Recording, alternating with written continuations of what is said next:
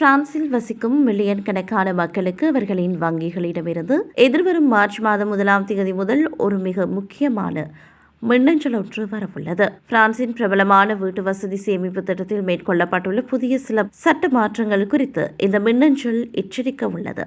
இதனை கவனிக்க தவறினால் வாடிக்கையாளர்கள் பெரும் நிதி இழப்பை சந்திக்க நேரிடும். இந்த புதிய மாற்றத்திற்கு அமைய 10 ஆண்டுகளுக்கு மேலாக செயல்பாட்டில் இருக்கும் வீட்டு வசதி சேமிப்பு கணக்குகள் தானாகவே முடக்கப்படவோ அல்லது அவற்றின் வட்டி விகிதங்கள் குறைக்கப்படவோ வாய்ப்புள்ளது. பிரான்ஸ் அரசாங்கத்தின் புதிய நிதிக் கொள்கைக்கு அமைய நீண்டகாலமாக பயன்படுத்தப்படாமல் இருக்கும் சேமிப்புகளை கட்டுப்படுத்தவும் பணப்புழக்கத்தை அதிகரிக்கவும் இந்த நடவடிக்கை எடுக்கப்பட்டுள்ளது. இதனால் உங்களின் பழைய சேமிப்பு கணக்குகள் குறித்து விவரங்களை சரிபார்ப்பது அவசியமாகிறது. வங்கிகளிடமிருந்து வரும் இந்த மின்னஞ்சலில் உள்ள உங்கள் கணக்கை தொடர்ந்து வைத்திருப்பதற்கான வழிமுறைகள் அல்லது அதனை மூடிவிட்டு பணத்தை பெறுவதற்கான தெரிவுகள் வழங்கப்பட்டிருக்கும்.